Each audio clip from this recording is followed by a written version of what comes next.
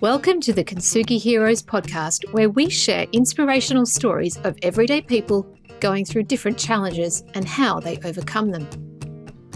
Please be aware that the story you're about to hear may have moments of deeply felt emotions and personal experiences. If anything you hear has a triggering effect, please reach out to someone who can help keep you safe.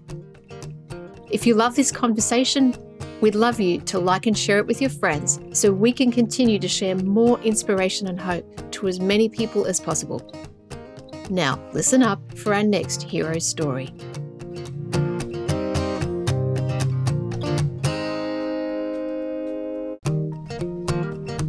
And in this episode, I met with Alan Stevens and we had a really deep and open conversation. He shared a story that really was part of most of his adult life and the impacts of abuse and how that's impacted all of his relationships, the way he's related to people, and inadvertently was the catalyst for him changing his direction and learning how to engage and overcome those blocks and become a far more connected person to others.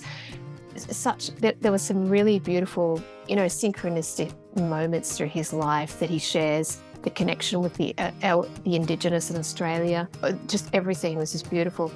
Alan speaks very openly and he knows the importance of connection and sharing story. So he talks about a topic that we all can relate to, but often men don't talk about it. So I was really grateful for him to come to this conversation and share what he did. It was really beautiful. So yes, I invite you to sit back and enjoy this conversation with Alan Stevens.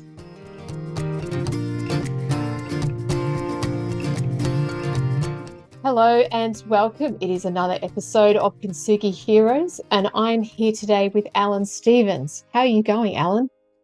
Pretty good, thanks, Adeline. How are you? I'm really well. I'm so grateful that you're here with me today. I'm excited to speak with you and thank you for coming along to help share your journey. Thank you very much. Well, let's get into this, shall we? Can you take us back to the start, wherever the start is, and give us a sense of what was going on, a bit about the context before, I guess, these things started happening or the event. I'm keen to understand. So it was one major event in my life, but there were a number of things that sort of flowed along leading up to it. And it was a complete change in my journey around about the age of 50. But before that, when I was 23 years old, I used to live in Sydney and I worked in Sydney, did all my training down there, came to Newcastle and was put in charge of a group of men who were all older than me. So I was 23, my second in charge was 38, and the rest of the team were older as well. So that was the beginning of, having grown up pretty much as a loner. With my father died when I was 3. I lived with my mother and sister and spent most of my time in my own company. So now I'm in charge of people. I had to get them on side. So that was a big steering of my beginnings and the direction I started with. Then as I moved along, I joined the surf club in my early 30s and was talked into being a patrol captain. And the reason they wanted me was because nobody there was a whole bunch of people in the group that nobody wanted. So they gave them to me as a patrol. And I managed to turn that into the patrol of the year. So it went from being, the youngest in employment and trying to get people on side and having that challenge, always been a loner before that, and now at the age in my early 30s being in charge of a group of men who, again, same age as me at this point, but now all saying that I didn't have the experience. But because I turned that patrol into the patrol of the year, the committee talked me into becoming the club captain and then zone supervisor of 3 beaches. So I'd had a second challenge. My whole life has been about building relationships and the challenges that go with that. Then my first wife decided to leave and I had 3 boys to raise on my own. They were 4, 11 and 12. And so that was another challenge. So from being the youngest in employment to being the least experienced to being, well, the only way to put it, right out of my depth, raising 3 sons on my own, having taken redundancy from telecom, at the same time starting my own business as well. And in that year, a lot of challenges. My mother passed away. I had 2 friends, one who had committed suicide and one who died of cancer. So it was a pretty rough time. And the business didn't really survive either. we also went to the wall with that. So that was the beginning of the challenges. But then I sort of sat back, became a mortgage broker, and was working with people there. And that seemed to be a normal, natural type of job to be in. But as I got to about 48, I'd met another woman, got married. That was where things really turned upside down because I was about 12 years older than her. And I thought, all my Christmas had come at once. I had this beautiful wife, great relationships, everything was going perfectly. And then one day she wanted to catch up for lunch. Now, you can imagine the situation. We're in one of the busiest sections in Hamilton in Newcastle, in Beaumont Street, where all the eateries are. She wanted to meet at a cafe, the Northern Star. It's a nice little Greek cafe, very nicely laid out, pictures on the wall, tiles on the table. You can imagine the colour and everything else. The place is fairly quiet. There's a lot of people in there waiting for their food. And I got there early to make sure I got a table because it usually gets packed. And, by this stage, the whole place is full. People lined up at the door. She came in, she sat down, and the first words to me were, "Alan, I want a divorce." And so that completely floored me. I knew that things were a bit tough between us. There was a difference in age. And I'd also grown up with boys don't cry, suck it up, keep it to yourself. So I didn't have the skills to communicate. And so I wasn't telling her what I was feeling. I don't think she had a crystal ball, so she didn't know what was going on in my head either. At the same time, she wasn't talking to me. And so everything turned upside down. So at that point, that was when I withdrew again. I thought, right, time to spend some time on my own, except a friend of mine talked me into sharing a place with him. And we moved into the premises there because after all of that, I thought there's nothing much more. This is what my life is. And my boys had grown up and moved back with their mother. Well, they moved out first of all, and then the youngest one moved back with his mother. And so I'm now on my own. Whereas with the first time with my first wife left, I had the saving grace of having 3 sons to raise. I had a business that I just started. Now I was in running in a career. At the same time, I didn't have my boys around me. And all I was doing was sharing a flat or a house with a friend of mine. And really, having no idea where I was going. But through some chance meetings, some friends taught me back into getting back into massage therapy because my second wife had taught me into being a massage therapist. She used to teach aromatherapy.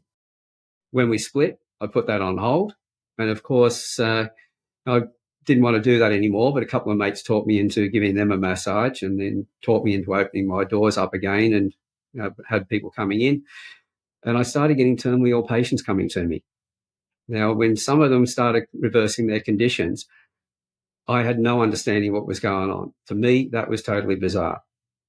So through some chance meetings, met an Aboriginal group who invited me out bush.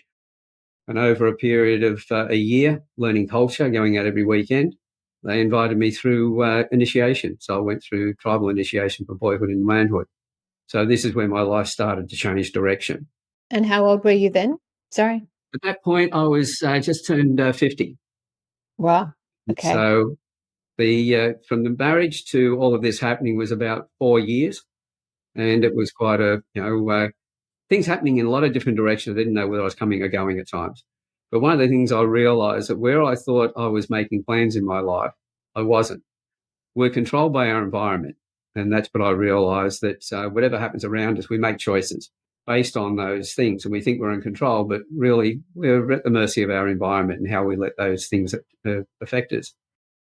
I realised that if I kept wanting other things to change, blaming other people for the situations that were happening, I wasn't going to move anywhere.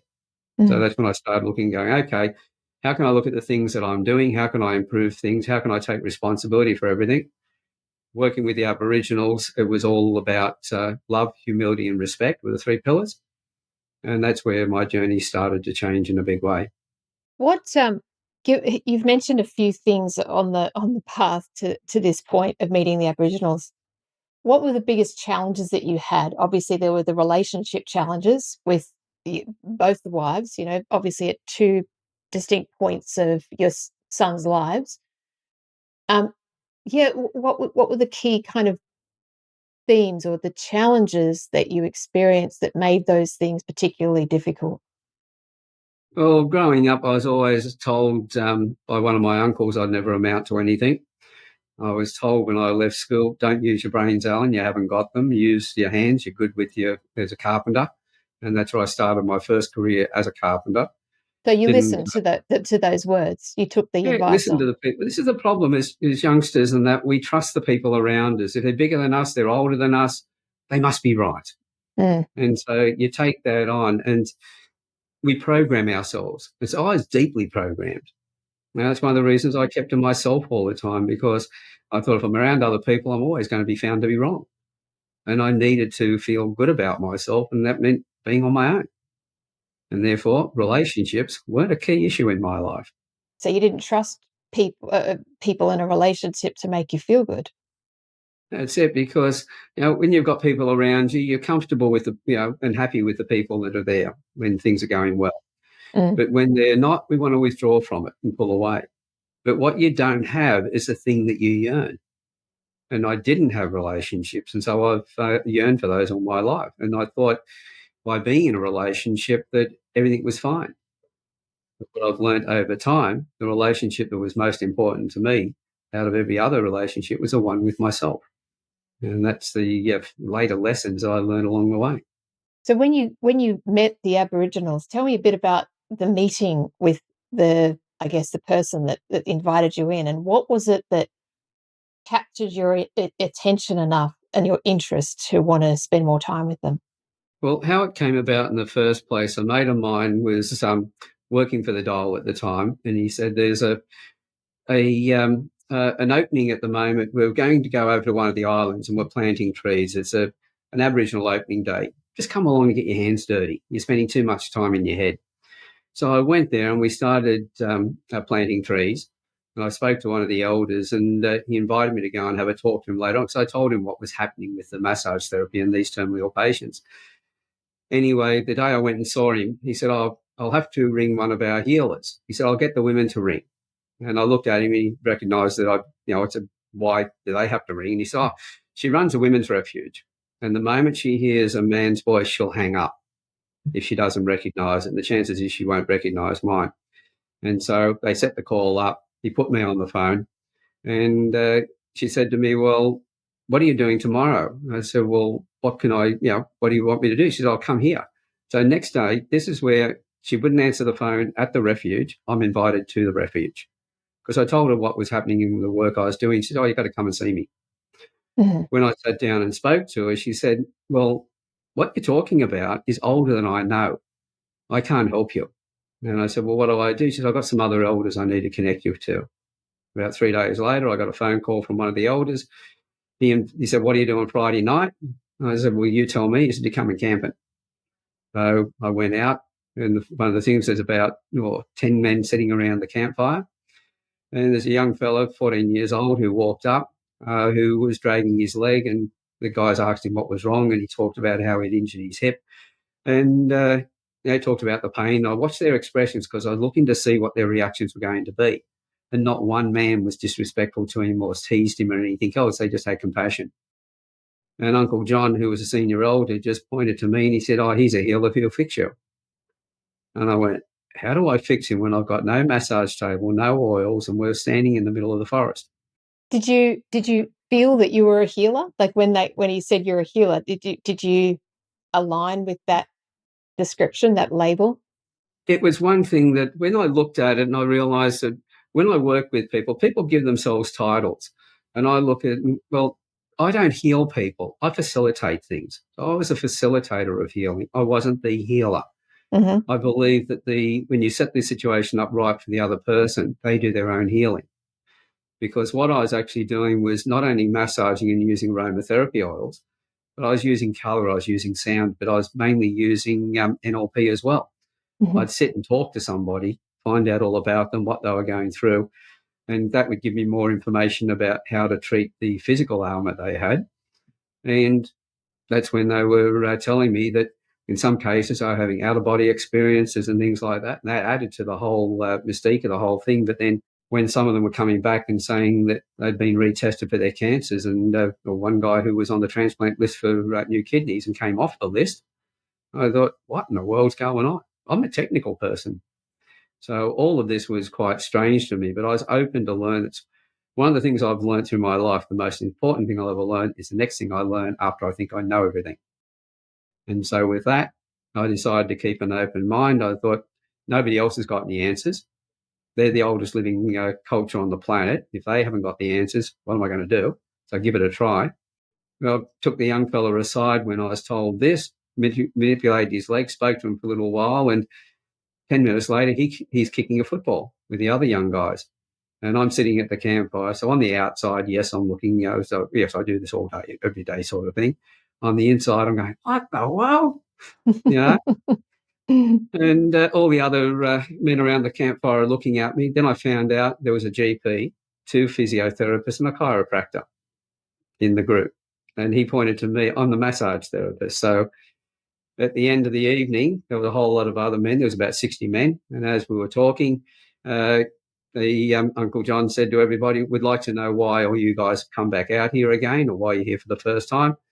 I went to speak and he said, Alan, and his words were, Alan, you can shut up for a moment. I'll get to you in a minute. And I went, okay. The thing with the young fella was a test, and this was another test. I recognised that straight away. He asked some of the other men. One man said, I was here a year ago and this is my second time out here and I wanted to give back to the Aboriginals. And I watched their eyes roll. And I thought, oops, here's somebody who's going to come out and fix their problems. I don't think so.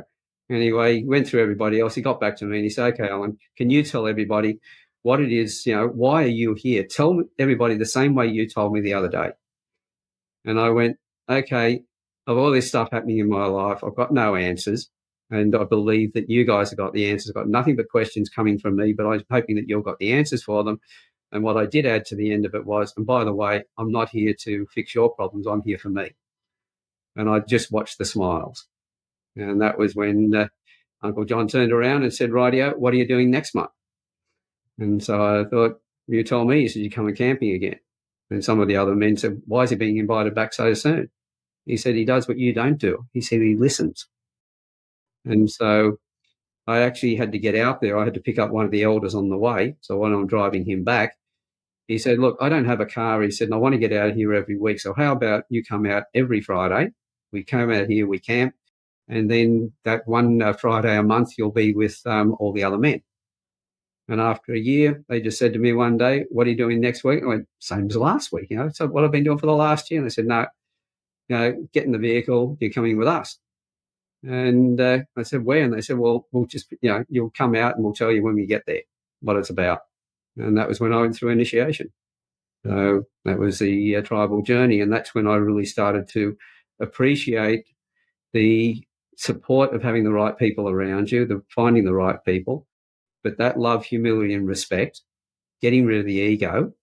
Because I think the ego was something I was up against with a lot of people, but also had my own. If you feel insecure, I guarantee your ego is going to come out. The most noisy and blusterful people are usually the most insecure. So I realised be able to sit in my quietness and just take things in.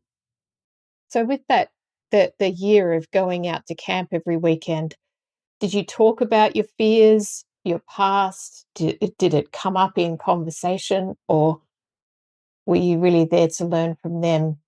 There was always plenty of questions from them. I had the questions around my healing. They had questions around who I was as a person. And so if they asked me questions about it, I would talk to them, be totally open with them. But as I said, I was there mainly to learn for myself, to get the answers that I needed. And as I've always believed, I've got 2 eyes, 2 ears and 1 mouth, and I use them in that proportion. And when I am using the mouth, I ask questions. I don't want to be the smartest person in the room. I don't want to be the dummy. But at the same time, I don't want to be the smartest, because if I am, I'm not learning from anybody. You need to be open to always learn. And as I said, my attitude is I'll always be learning until the day I die. I'm a part-time teacher, but a full-time learner. So during that year, did you find yourself coming out of your little shell more and more? A lot more. I was able to find that I could just have conversations with people. I wasn't looking for that relationship. I was mainly looking at understanding myself. To be able to connect with other people, I realised I needed to understand me. Not understanding me, I then knew how to speak to other people. And so that led on to, changing the approach. Where before I was chasing other people to have a relationship, now I was looking at letting the relationships come to me. Complete turnaround in the way I was doing things. And that's led on to a lot of things since then. Sitting around the campfire with the men led on to the Campfire Project that I also run, and the Business of Smiles. Looking back over the years, not having relationships around me, and now the number of relationships I've got, it's definitely chalk and cheese. I just want to really highlight that, because I think you just summed it up right then. You didn't have relationships in the past, and now you do. You've learnt, and by the sound of it, you learnt through figuring out how to have a relationship with yourself.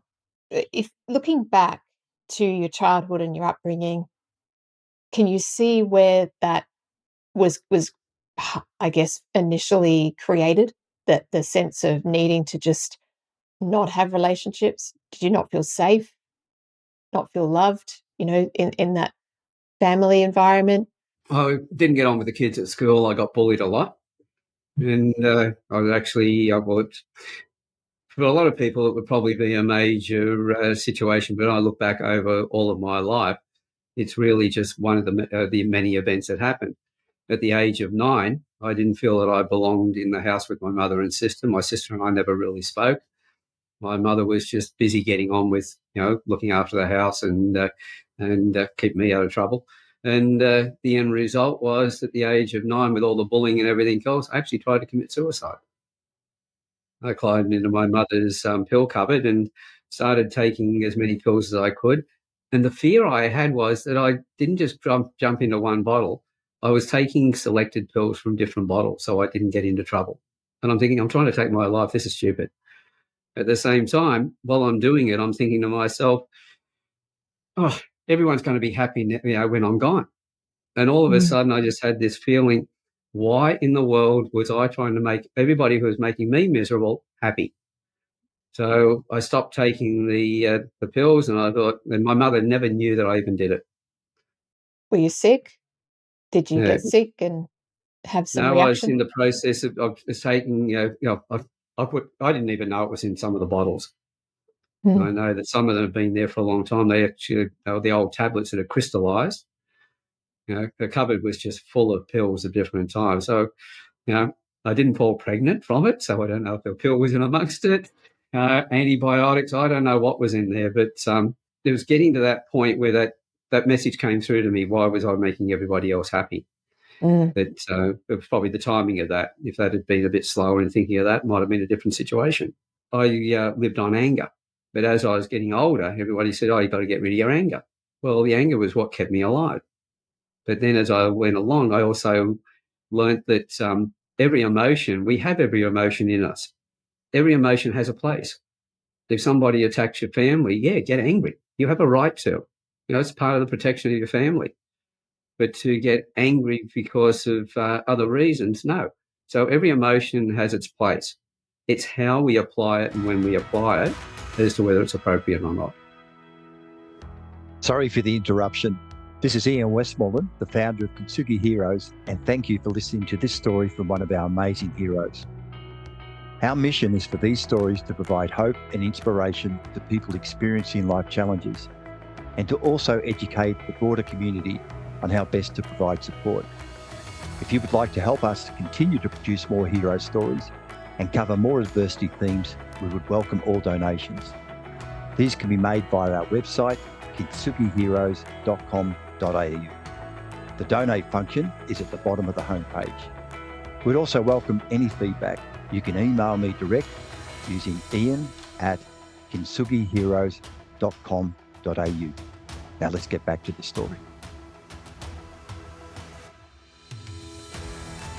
Can you take me back to, I guess, out bush with the Aboriginals and talk to me about the initiation? So when they invited you to do this, what was your first thought and feeling? Well, I thought, when they first mentioned, I thought, wow, this is a great honour. But as it was leading up to it, the only thought that went through my mind was, who am I? I'm a white guy.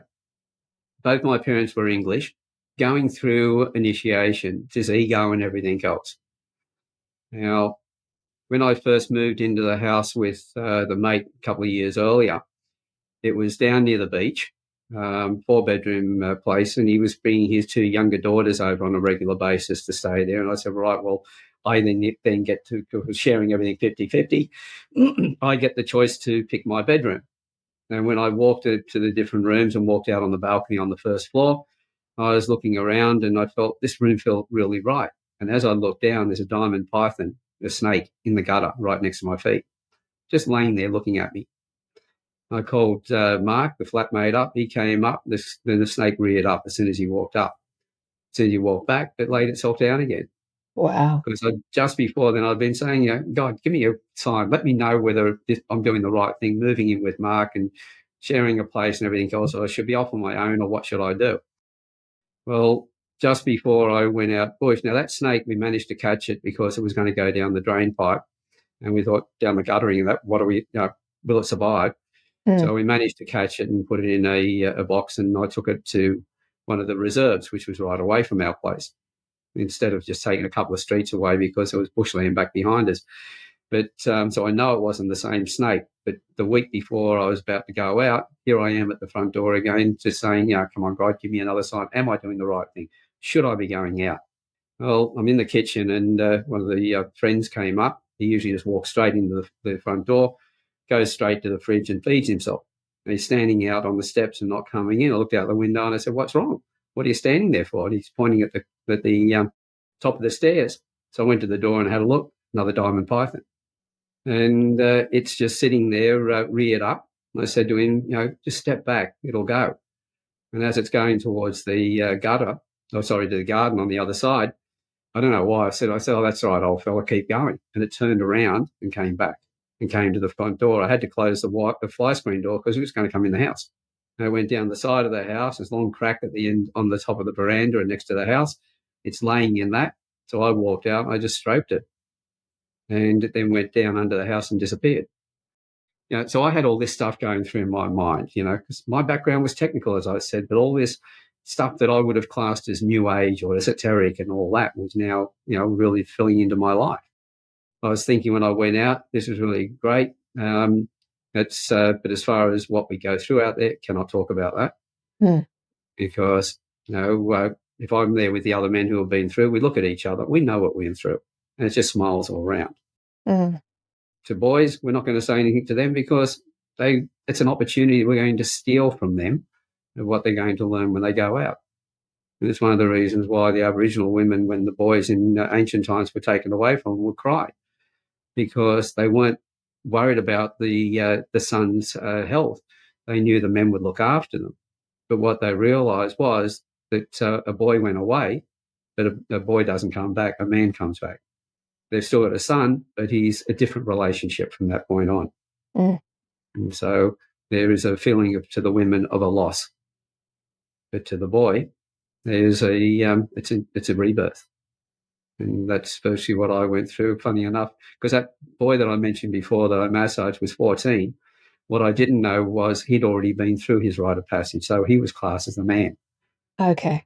I'm 48, going on 50, around that area, and he's I'm classed as a boy because I haven't been through it. And the humility that goes with it is as well, is once you go through that process, they call you a man, but it's like having an empty ledger and a pen. You start writing your story from there. So you're always in that process of becoming a better man, not trying to be the man. Do they take many Caucasians, white fellas out there? Started to take more around then because it came down to the fact that it's a part of their culture that was stopped. It's due to white man and the civilization and the reservations that they created as well, the homesteads. And the end result was that if we look at today's society, it's one of the biggest things that we miss. The boys don't have a rite of passage. Girls do to a certain degree because they had that time with their mothers and with their aunties and other women, whereas boys were we used to go out hunting with their father.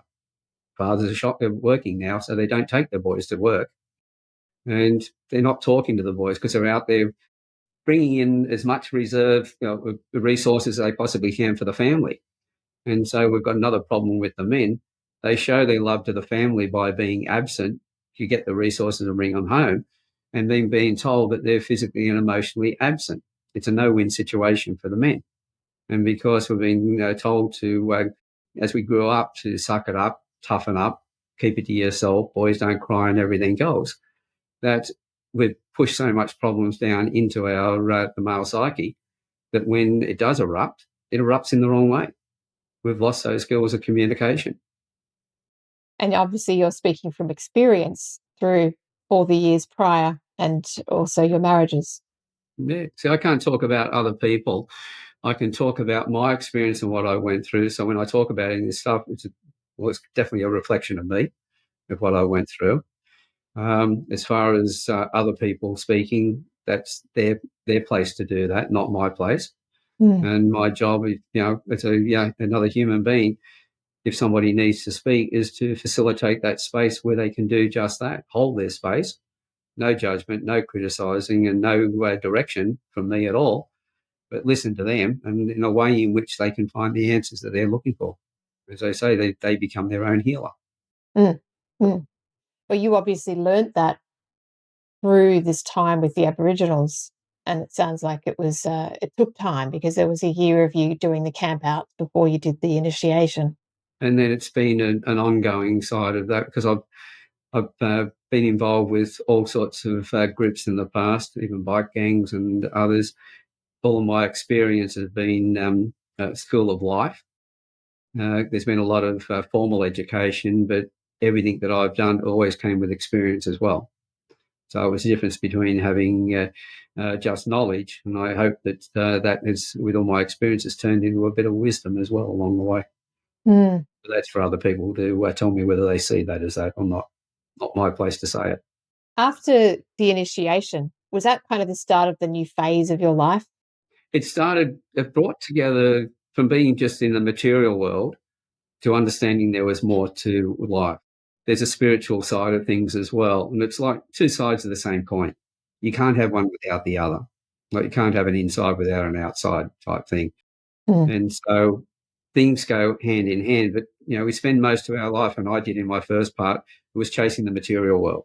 It wasn't, and it was always the world outside of me. It was never the world inside of me, and it was never more of a spiritual approach to things. Since then, I've had connection to a lot of different societies, including the Buddhist communities, and a lot of great friends that have come through all of that as well. And it's only because I've stepped back and allowed myself to listen and learn from everyone. Whereas before I was trying to just learn and tell everybody else what they should be doing. I just turned that around. Through the journey, Alan, and I guess the transition from you having, the first part of your life where largely you retreated, you dealt with everything on your own, you didn't communicate extremely well or very effectively from what you've said, and then getting through a whole lot of years of learning and changing and being able to then start a better relationship with yourself. What was the thing that took you through? If there was something, was it a deeper faith, a belief, a knowing, something that actually pulls you through from where you were to this completely new, I guess, life? It was in my earlier years, it would have been that desire to have a relationship that kept on moving me forward, thinking that other people got relationships. Sooner or later I'm going to get one. If I keep doing something new, I'll get a different result. But then I looked at, in the later years, it was not so much that anymore. It was realizing that to have patience, and if I focused on other people, helping them, that it's a bit of the old saying of givers gain. The more people you help, the more that they'll help you. It's like having a bank account. You can't take money out of it until you put money into it. And so I realized that, and I started talking to a lot of people, especially out bush. They started talking about their backgrounds and everything else. And when they talk about where they've come from and what they've been through, I started to realize that everybody's got a story. and everybody's story is different, and therefore everybody's story is valuable. And that led me through those years to keep wanting to know more about other people. I'd learnt not only, I had my NLP masters that I picked up. I'd worked with colour therapies and sound therapies that I'd taken into places like the Singapore Hospital for the kids with ADHD. I'd moved into looking at other races and religions and understanding what they went through. Sitting around a campfire and just letting somebody talk and not saying anything. In return, just letting them take the conversation where it needed to go. I've done that for many years, and it was about 4 years ago I thought, right, how do I make this a little bit more formal or a bit more realistic? Instead of just doing this, how could it be a bigger impact? And that was when I decided to create the Campfire Project. Because, as I said, worked through with the Aboriginal side. After I came out of there, I was a Freemason for a while, and Freemasonry was about brotherly love, relief, and truth. It was about helping men to become better men. So I thought, what a natural blend. Bring boys into manhood and then help them become better men. I realised that when I was helping other people, I was learning so much. So if I wanted to find more answers about where I needed to be and what I wanted to understand about myself, I did it faster when I was helping others. Yeah. And so with the Campfire Project, invited men in to tell their stories without judgment, without counselling, without criticism. And in those conversations, I learned a lot from them. I realised what they'd been through. And I look back at my stuff, I mentioned trying to commit suicide at the age of 9 was nothing compared to what some of these men have been through. And I started putting things in perspective a little bit more. So it was less focus on me again. Then when I brought them into panel discussions and realised that the wisdom that those men had when they felt safe to be able to share their stories and then step into those. But I'd had women in the group from day one, not because of any other reason, the fact that I didn't want to be a men's group. I wanted men to feel safe to be able to tell their stories, but I also wanted the women to hear how they could speak when they felt safe to do so. You might say I was trying to help all these other men to achieve something that I'd never had the opportunity to achieve myself. And that was to have women listen to me. 2 divorces, a lot of broken relationships. I wasn't batting, real well in that game. And so if I could help other men, and in that was when the women started sending me personal messages going, we've heard these men's stories. We love the fact that they can talk so deeply about their emotions. And at the same time, we're fascinated that they talk with such wisdom about how to improve communities. Can we get involved? Which was my plan from the beginning, waiting for the men to step up first, and then when they were ready, then get the women to come in as well. And in 4 years now, we've had over 500 hours of conversations, one-on-ones and panel discussions. We've got all genders, all religions, all cultures. We've got all ages. The oldest person I've interviewed, 99 years old. The youngest one to actually conduct an interview, where he interviewed his father with his own questions and held the interview for about an hour, was 9 years old. As I said, all genders, all religions, all cultures, no bigotry, no sexism, no racism, and not once in all of those conversations anybody being disrespectful to anybody else. So I created the environment that I never had as a kid that I was always searching for. Yeah. And because of that, now I'm backing away, because I also realise that a leader's job is to make themselves redundant by raising others up so that they can do what you were doing beforehand and hopefully do it better than you did it. And that's what we've got in the Campfire Project. So we've got both men and women who are doing one-on-ones, like conducting them, running panel discussions, bringing people together, which allows me to step back and do a little bit more in other areas. And at the same time, we've now got the Business of Smiles, which is now a charity that's come out of the group, of which I'm one of the 3 directors on that. So my 68th birthday, they pulled a surprise on me, and there were people from all over the world coming to that birthday party on Zoom. It was right in the middle of COVID. And on my 70th birthday, they had a big Zoom meeting, and I thought, well, they couldn't beat the previous year. They did.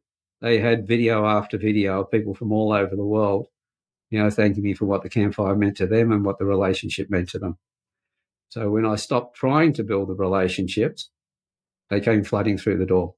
While I was chasing them, it's like, well, I suppose like chasing a fox. You chase a fox, it's going to run. The moment you stop chasing it, it will stop to have a look and see what's going on. And when I stopped chasing it, the fox came back.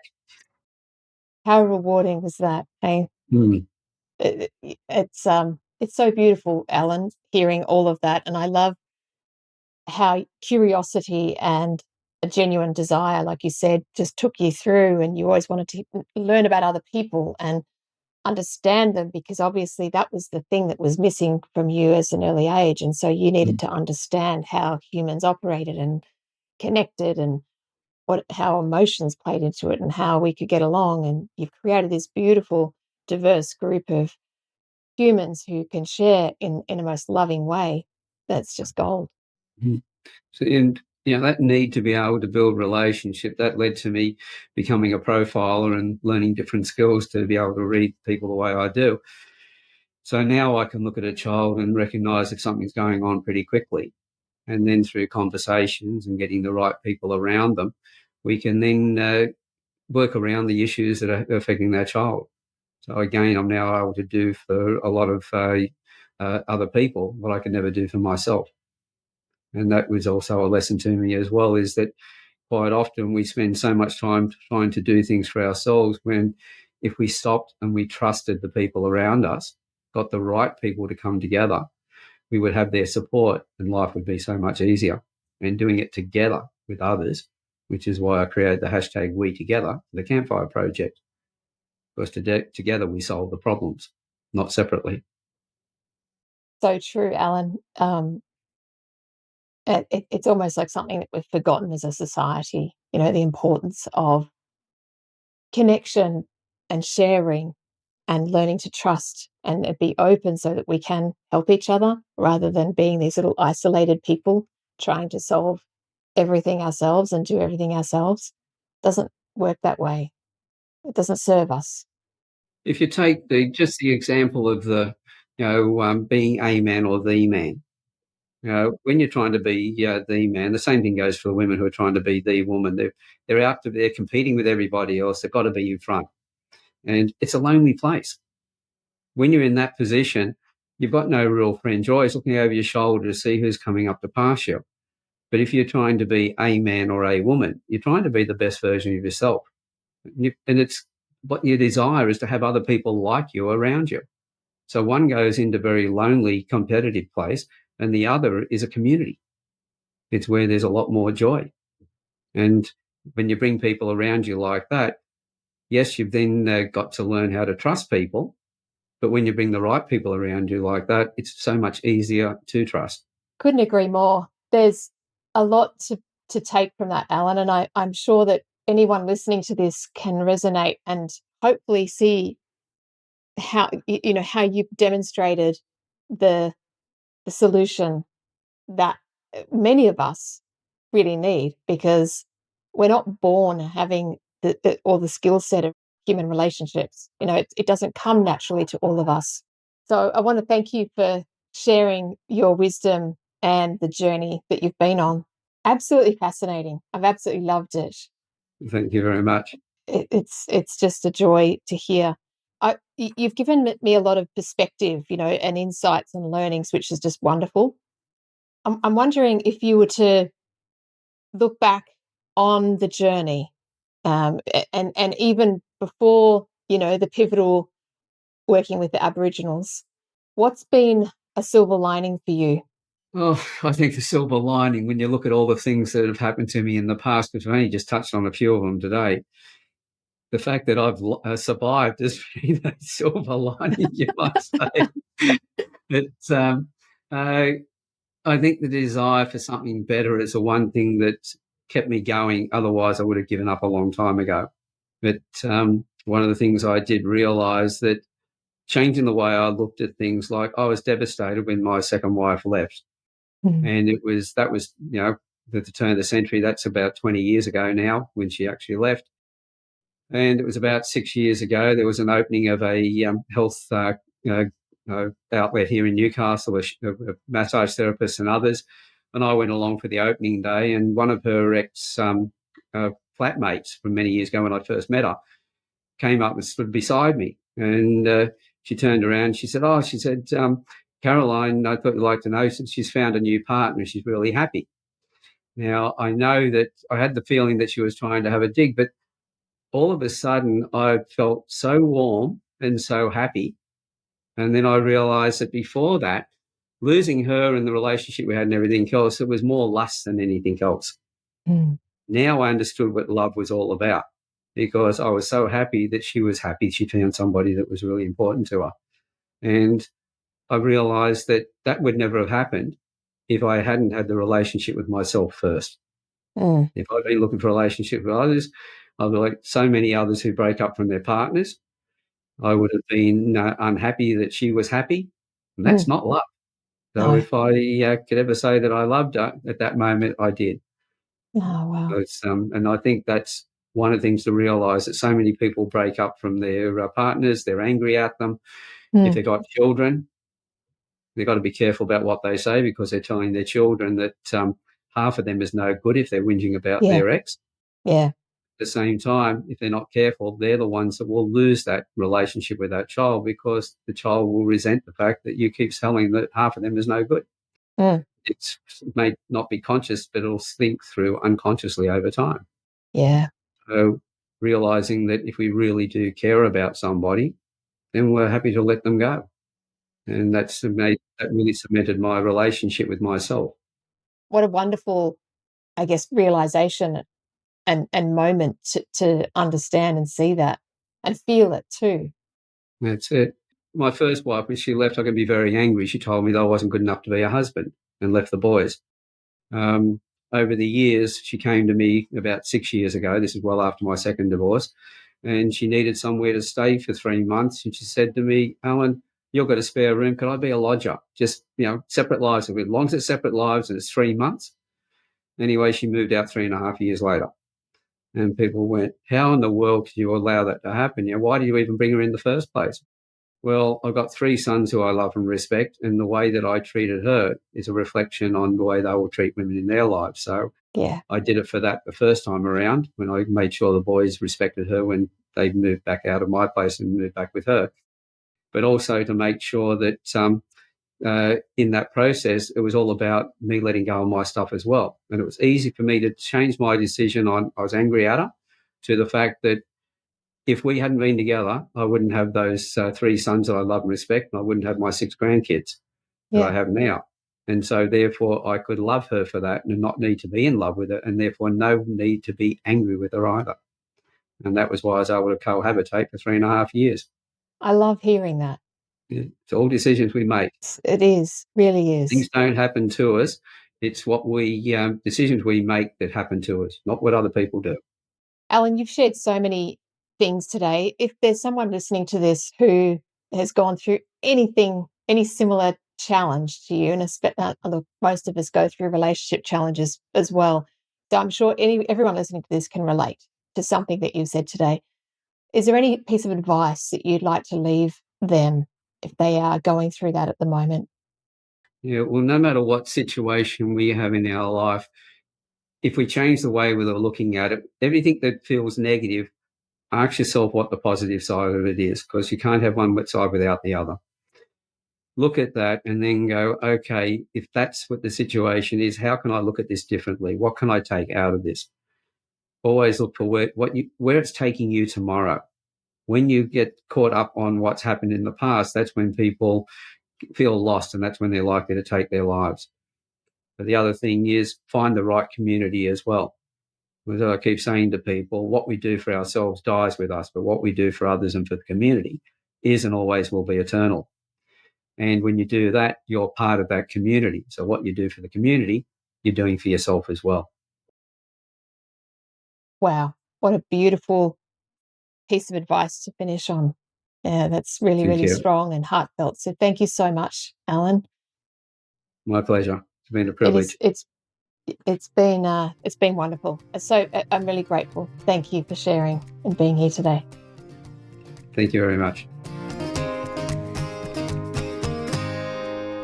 We hope you've enjoyed this episode of Kintsugi Heroes. Please like and share the show to your friends so we can get this out to even more people. If you have a story you'd like to share with us, please reach out using the contact details below. And join us next week for our next hero's story.